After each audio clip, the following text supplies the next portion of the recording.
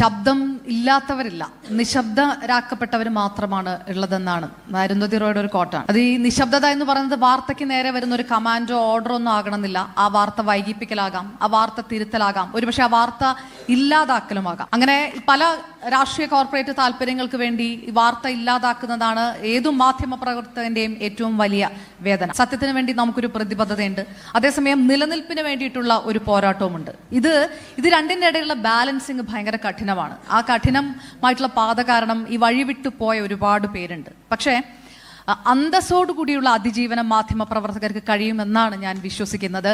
ഒരു സിസ്റ്റത്തിനകത്ത് നിന്ന് നിങ്ങൾക്ക് സത്യത്തിനായി പോരാടാൻ ഒരിടം കണ്ടെത്താൻ കഴിയും എന്നുള്ളത് ബിഗ് ടിവിയുടെ വിഷണറി അനിൽ അയ്യൂരിന്റെ ഒരു ചിന്ത മാത്രമല്ല, ഇതാണ് ബിഗ് ടി വി മാധ്യമ പ്രവർത്തകർക്ക് നൽകുന്ന ഒരു വാഗ്ദാനം.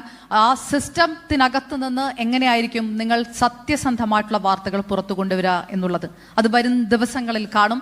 കേരളം കാത്തിരിക്കുന്ന ഒരു തെരഞ്ഞെടുപ്പിന്റെ കാലത്തിലേക്ക് നമ്മൾ കിടക്കുകയാണ്. അതിൽ തൊട്ടു തുടങ്ങും ആ കലർപ്പില്ലാത്ത വാർത്ത എന്താകും എന്നുള്ളത്. അത് ബിഗ് ടിവിയുടെ വാഗ്ദാനം കൂടിയാണ്. നന്ദി. മലയാളത്തിൽ ഇനിയൊരു ന്യൂസ് ചാനലിന്റെ ആവശ്യം ഉണ്ടോ? ഉള്ളതുകൊണ്ടാണല്ലോ നമ്മൾ തുടങ്ങുന്നത്. ഈ മറ്റുള്ള ന്യൂസ് ചാനലെല്ലാം വലിയ ടോപ്പിൽ നിൽക്കുവാണ്. ഈ കൊലകൊമ്പന്മാരായിട്ട് നിങ്ങൾ എങ്ങനെയാണ് ഫൈറ്റ് ചെയ്യുന്നത്?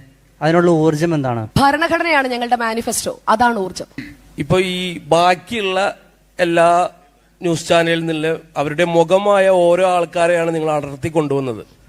അപ്പം അവിടെ ഒരു ഭയങ്കര ഒഴിവായി. ഇപ്പോൾ നല്ല സാലറി കൊടുത്തിട്ടുണ്ടെന്നുണ്ടെങ്കിൽ അത് കൊടുക്കാൻ പറ്റുന്നതുകൊണ്ട് കൊടുക്കുന്നതാണ്. അത് ഇൻഡസ്ട്രിക്ക് കൊടുക്കാൻ പറ്റുന്നതാണ്, ഞങ്ങൾക്കല്ല, ഇൻഡസ്ട്രിക്ക് താങ്ങാവുന്നത്. അത് പലരും കൊടുക്കാണ്ടിരുന്നത് എന്തുകൊണ്ടാണെന്ന് എനിക്കറിയില്ല. ഞങ്ങൾ കൊടുത്തു തുടങ്ങിയപ്പോൾ കൊടുത്തു തുടങ്ങിയിട്ടുണ്ട്.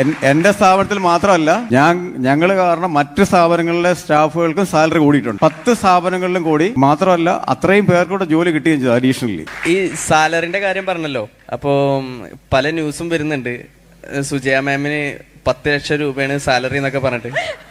സത്യം എന്താണ്? എത്രയാണ് സാലറി? ഒരു ന്യൂസ് ചാനൽ റൺ ചെയ്യാൻ എത്ര രൂപ വേണം ഇവിടെ ഒരു മാസം? 50 lakhs ന്യൂസ് ചാനൽ റൺ ചെയ്യാൻ ആവറേജ് ഒരു 3.5 കോടി മതി ഒരു മാസം. ആ 3.5 കോടി തിരിച്ചു കിട്ടാനായിട്ടുള്ള ഇവിടെയുള്ള അതിനുള്ള മാർക്കറ്റ് ഇവിടെയുണ്ട്. ഇവിടെ മാർക്കറ്റും ഉണ്ട്. അപ്പോൾ നമുക്ക് ബ്രേക്ക് ഈവനായി നിന്ന് പോയാൽ പോരെ, അല്ലെങ്കിൽ ചെറിയൊരു പ്രോഫിറ്റ് ആയിക്കോട്ടെ. ഇത്രയും പേര് കഴിഞ്ഞുകൂടി പോകുന്നില്ലേ അല്ലേ? അപ്പോൾ അത് നിൽക്കാനുള്ള മാർക്കറ്റ് ഇവിടെ ഉണ്ട്. പിന്നെ എന്തിനാ കിടന്ന് ഈ ബഹളം ഉണ്ടാക്കണം? ഒരു 1300 നല്ല വാർത്ത ചെയ്ത, നല്ല പെർസ്പെക്റ്റീവ് ചെയ്യുന്ന എല്ലാവർക്കും അത് റേറ്റിംഗ് ഞാൻ ഒരു മാനദണ്ഡമായിട്ട് എടുക്കണില്ല. പക്ഷേ നല്ല വാർത്ത ചെയ്താൽ നമ്മൾ പോയി റേറ്റിംഗ് മാനിപ്പുലേറ്റ് ചെയ്യേണ്ട, ജനത്തിനെ മാറ്റിക്കൊള്ളുമല്ലോ.